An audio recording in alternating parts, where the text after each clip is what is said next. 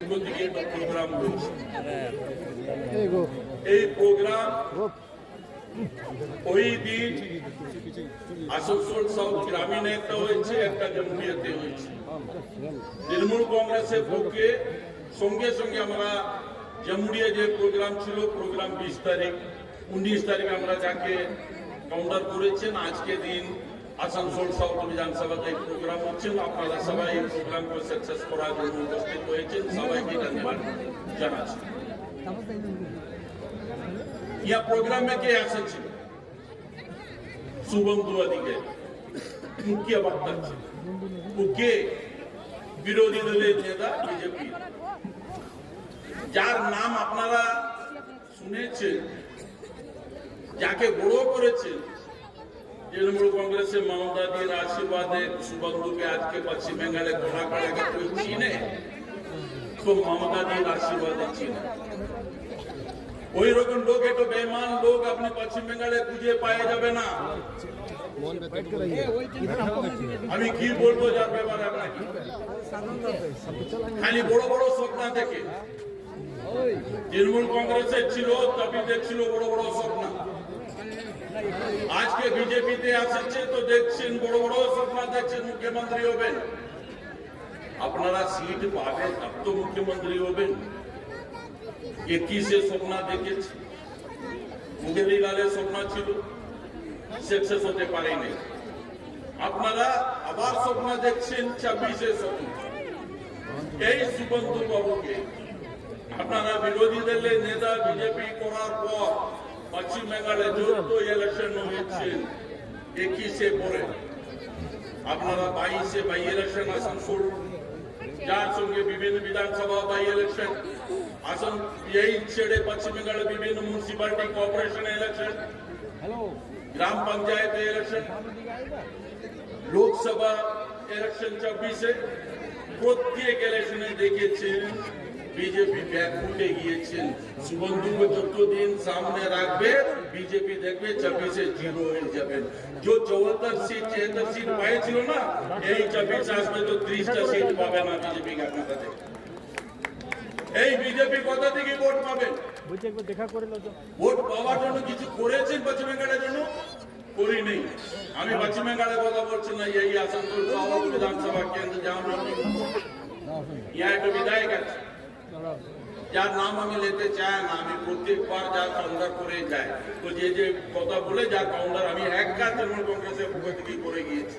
টিকিটে লড়েছিল, যাকে আপনি নেতা বলবেন বিজেপি নেতা, আর যে তৃণমূল কংগ্রেস ছেড়ে বিজেপিতে চলে গেছিল যে নেতা, যে তৃণমূল কংগ্রেসের সব আশীর্বাদ যাকে পাইছে, পরে তৃণমূল को ছেড়ে বিজেপিতে গিয়েছে, যাকে আপনারা নেতা বলবেন।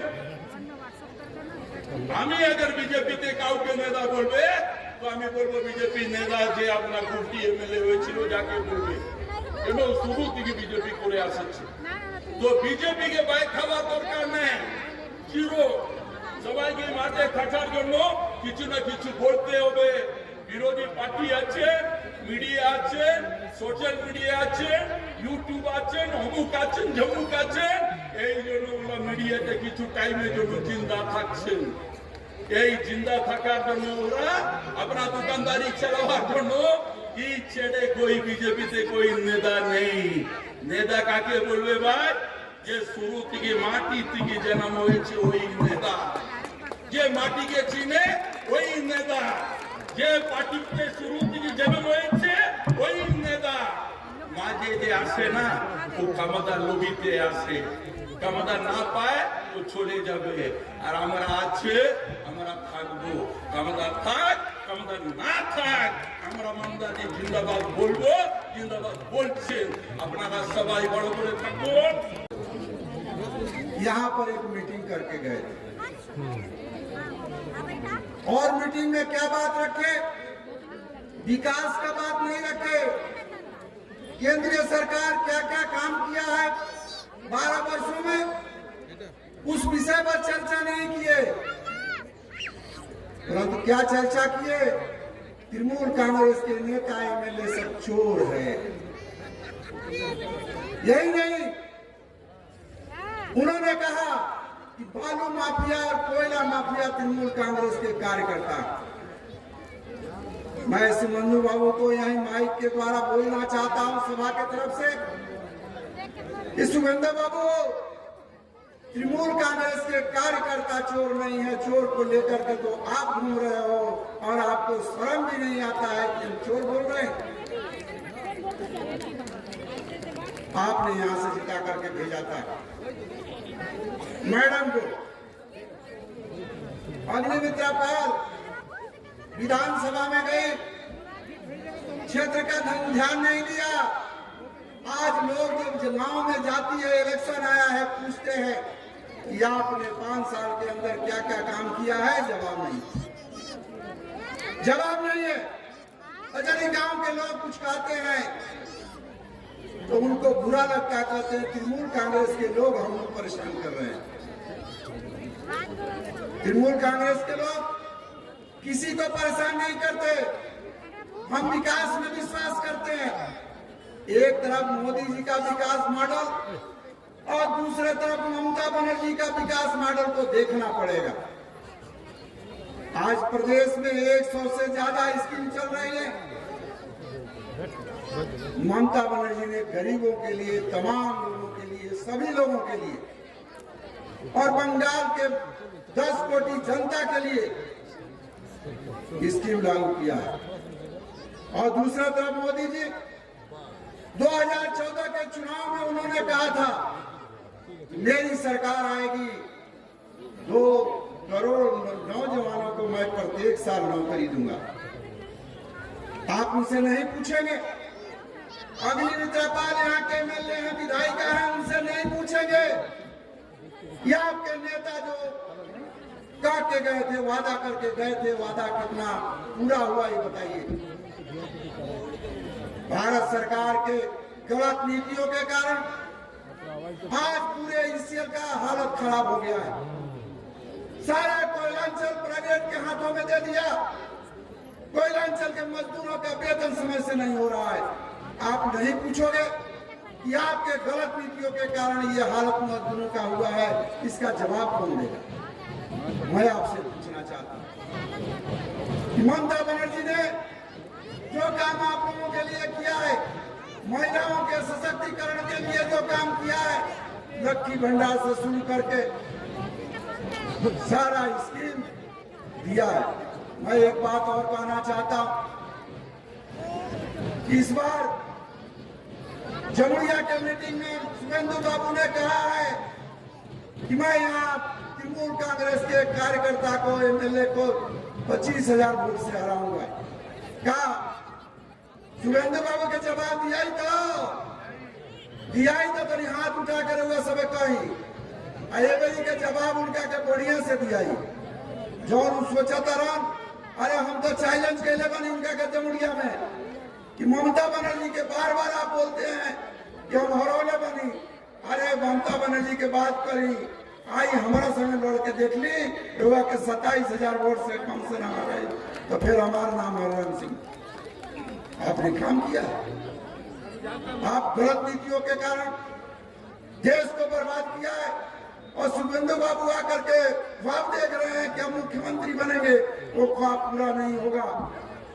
मेरी लाल का हसीन सपना देखने के लिए सबको मन करता है, वो भी सोच रहे हैं, लेकिन ये होने वाला नहीं।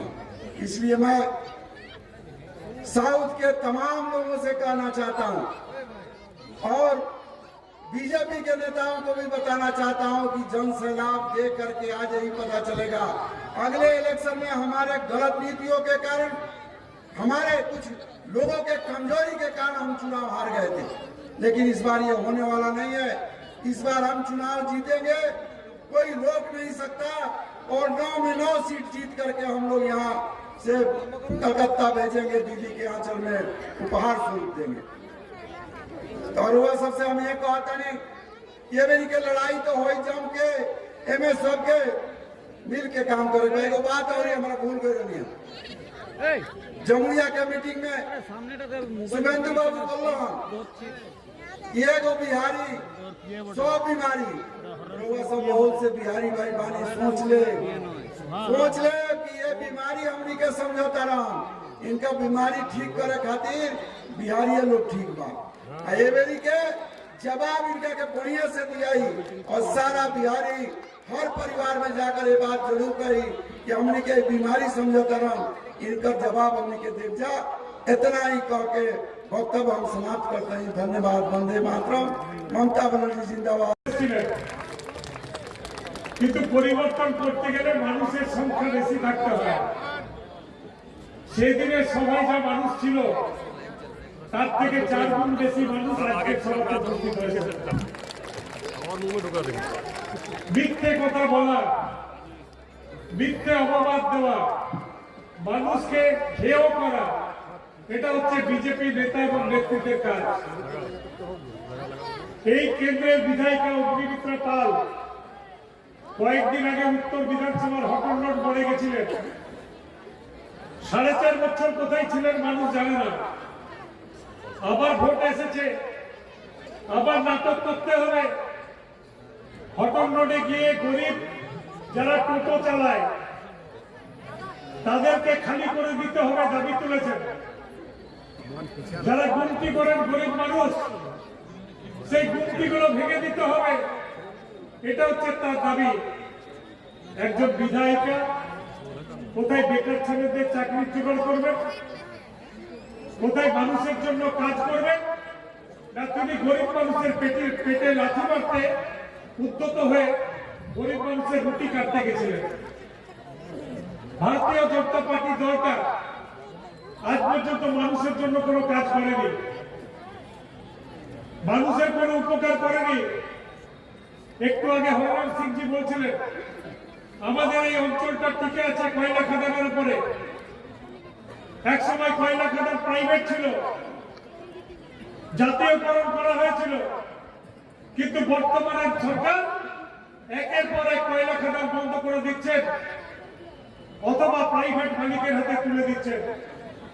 আগামী কয়েক বছর যদি বিজেপি সরকার থাকে, এই অঞ্চলের মানুষের অবস্থা কোন জায়গাতে পৌঁছাবে সেটা কিন্তু মানুষকে চিন্তা করার সময় এসছে।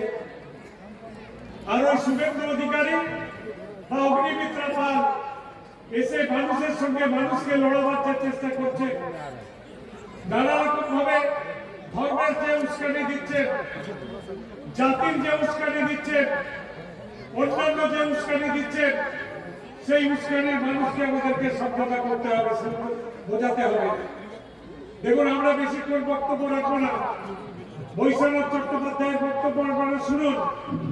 আমরা জানি অনেকক্ষণ আপনারা এসেছেন, কিন্তু সভা চলছে, তাই সভা শুনে আপনারা যাবেন, এইটুকুই আমরা আপনাদের কাছে আশা করব।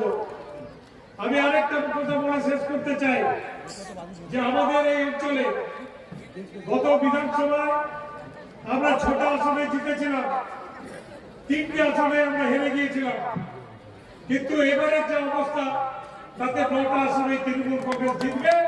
পশ্চিম বর্ধমানে 9-9 হবে, এটুকু আপনারা নিশ্চিত থাকুন। বিজেপির ডাকে মানুষ সাড়া দিচ্ছে না, বিজেপির ডাকে মানুষ যাচ্ছে না, কারণ বিজেপির মুখ এবং মুখোশ আজকে দুটোই মানুষ চিনে গিয়েছে। যে মুখোশ নিয়ে তারা ঘুরে বেড়ায়, সেই মুখোশের পিছনে তাদের আসল যে মুখ, সেই মুখটা কিন্তু মানুষ জানতে পেরে গিয়েছে। আজকে দেশের সম্পত্তি বিক্রি হয়ে যাচ্ছে, একের পর এক হাওয়াই আড্ডা বিক্রি হয়েছে, ইন্ডিয়ান এয়ারলাইন্স বিক্রি হয়ে গিয়েছে, কয়লা খাদান বিক্রি হয়ে যাচ্ছে, তেল কোম্পানি বিক্রি হয়ে যাচ্ছে, ব্যাংকগুলো বন্ধ হয়ে যাচ্ছে, মানুষের চাকরি করার জায়গা আস্তে আস্তে বন্ধ হয়ে যাচ্ছে। তাই মানুষকে ঘুরে দাঁড়াতে হবে, মানুষকে লড়াইয়ে নামতে হবে। খালি পশ্চিমবঙ্গে 4র্থবার মমতা বন্দ্যোপাধ্যায়কে মুখ্যমন্ত্রী করা আমাদের লক্ষ্য নয়। আমাদের লক্ষ্য আগামী লোকসভা নির্বাচনের পরে মমতা বন্দ্যোপাধ্যায়কে ভারতবর্ষের প্রধানমন্ত্রী করা। ভারতবর্ষের প্রধানমন্ত্রী আসনে মমতা বন্দ্যোপাধ্যায়কে যতক্ষণ না বসবেন, দেশের উন্নয়ন ততদিন পর্যন্ত হবে না।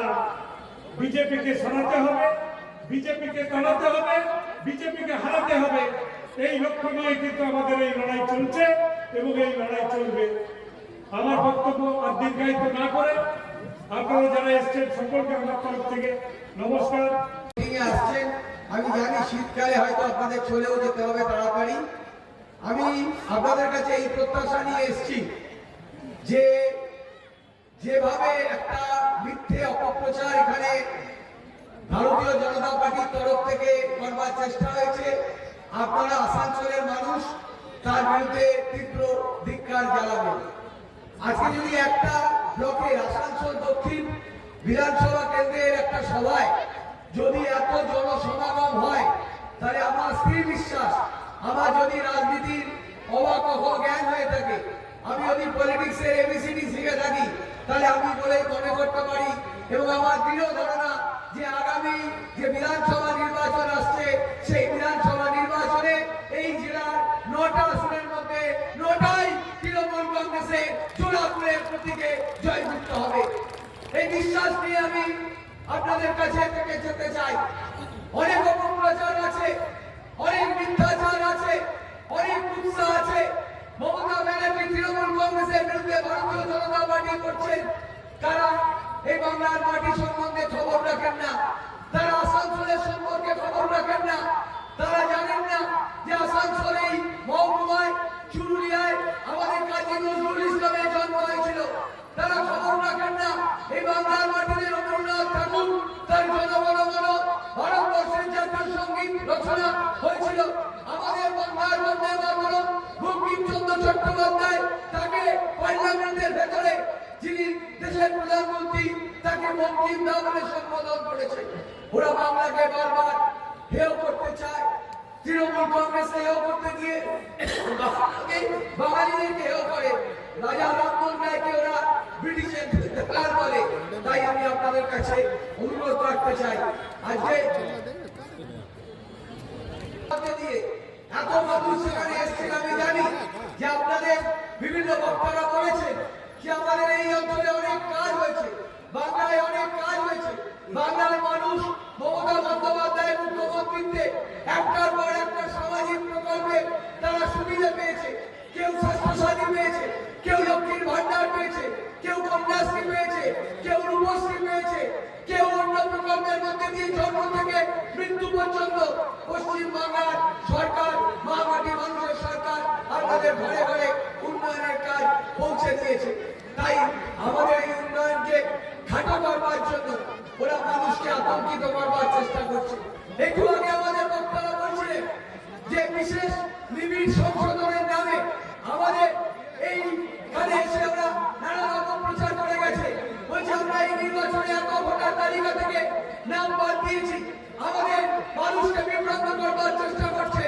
আমি আপনাদেরকে বলে যেতে চাই, আপনারা নিশ্চিত থাকুন আসানসোলের মানুষ, আপনারা জেনে রাখুন যতই শুভেন্দু যতই অগ্নিমিত্রেরা ওদের মিথ্যে কথা মিথ্যে পেশাদি নিয়ে মিথ্যার ঝুলি নিয়ে এখানে আপনাদের অপপ্রচার করুন, আগামী দিন আপনারা মিলিয়ে দেবেন। 2021 সালে আমরা বলেছিলাম যে আমরা এই রাজ্যের মানুষের কাজ করেছি, তখন প্রধানমন্ত্রী নির্বাচন জারি করেছেন। প্রধানমন্ত্রী এখানে এসে মানুষকে মিথ্যে কথা বলার চেষ্টা করেছিলেন। অমিত শাহ এখানে ঘাঁটি ঘিরে বসেছিল। এখানে বিজেপির শাসিত রাজ্যের মুখ্যমন্ত্রীদের বাংলায় নির্বাচনে নিয়ে আসা হয়েছিল, কেন্দ্রীয় সরকারের মন্ত্রীদেরকে এখানে বসিয়ে রাখা হয়েছিল। তারপরে অমিত শাহ হুঙ্কার দিয়েছিলেন আপনি বার 200 কি পার। আপনারা দেখেছেন 2021 সালের নির্বাচনে এই রাজ্যে বিজেপি ধরাশায়ী হয়েছিল। 2024 সালে আপনারা দেখেছিলেন যে ওরা সন্দেশকারী থেকে বিভিন্ন কথা মানুষকে প্রচার করে মিথ্যে বিভ্রান্ত করবার চেষ্টা করেছিল। গত পরশুদিন আমি মাসে একবার করে অন্তত চেষ্টা করি পুরী যেতে, জগন্নাথ দেবকে প্রণাম করে আসতে। তো গত পরশুদিন এক রাতে ছুটি নিয়ে শুধু মোবাইলে ফোনে বলে গেছিলাম দাদা আমি একটু জগন্নাথ দেবকে প্রণাম করতে যাব।